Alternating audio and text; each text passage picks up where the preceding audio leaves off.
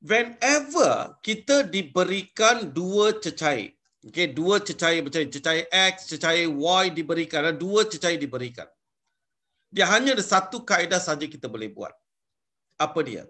Now, point C, point B diberikan. So, tekanan di point B sama dengan tekanan di point C. Kalau arah sama, level sama, tekanan mesti sama.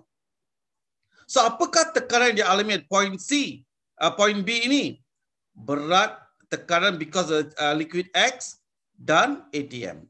So pressure because of X and ATM sama dengan, okay, kat sini pula C. Pressure because berat cecair Y, pressure because of Y dan juga ATM juga. Sebab bahagian ini pun terbuka. Okay, this part also open. Oleh kerana kedua-dua bahagian ada ATM, saya boleh batalkan mereka. So tinggal pressure at X sama dengan pressure Y. Ini yang tinggal.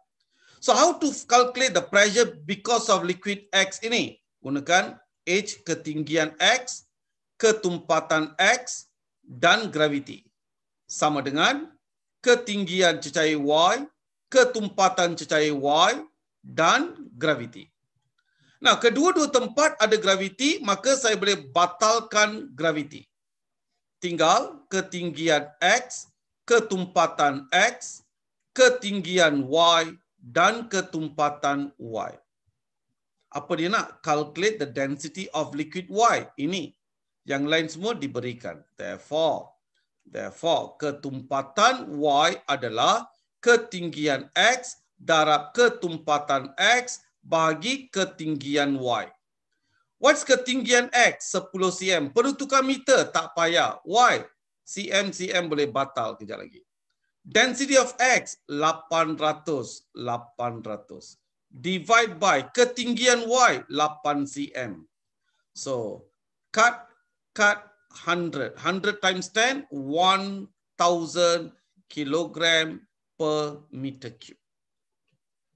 Kalau ada dua cecair berbeza diberikan, you know, most of the time this will be the formula lah. Ini adalah formula yang kita akan gunakan.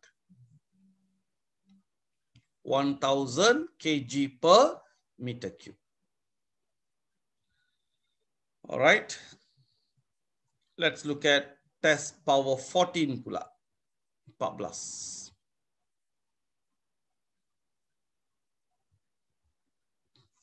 Diagram shows has apparatus. Inilah radar tersebut. Liquid A is seen rise to 16 cm. Liquid A dia naik ketinggian 16 cm. Manakala cecair B pula dia naik bagi ketinggian 20 cm. Macam mana dia naik? Sebab tekanan atmosfer menekan menyebabkan cecair dinaik ke atas. Ini pula dia tekan dan same atmosfer tapi dia naik lebih tinggi. Kalau dia naik lebih tinggi, that shows that the density of cecair B, liquid B, low. That's why dia naik tinggi sangat. Ini naik rendah. That means density dia lebih tinggi lagi. Determine the density ratio, nisbah. Okay, nisbah ketumpatan cecair A dan cecair B. Bila ada dua cecair, what I said, what you must do? Okay. So, H, A, rho, A, G, sorry, A ya. A. Mesti sama dengan H, B, rho, B, G. So, dua-dua ada G, I can cancel them off. Saya nak nisbah, ratio. Ratio, I bring this HB here, I bring the density here. So, HA, sorry, density A, density A, ratio of density, H yang kita pindah. So, density A over density B, ini cara ratio. Ialah ketinggian B bagi ketinggian A. HA pindah sini jadi bahagi. Berapa HB? Ketinggian cecair B 20 cm. Ketinggian cecair A 16 cm. Sama dengan bagi 4, 5, bagi 4, 4. 5/4. So therefore, density of A ratio density of B adalah 5:4. 5:4 ratio. Ini soalan A.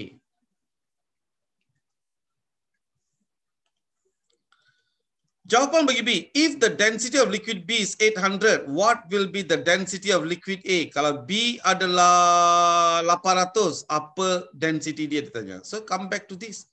Density of A, density of B is 5/4. Density of A 5/4 darab density of B, iaitu 5/4 darab B adalah 800. Letak sini 800. Batal 200. So 200 kalikan dengan 5, 1000 kg per meter cube. 1000 kg per meter cube.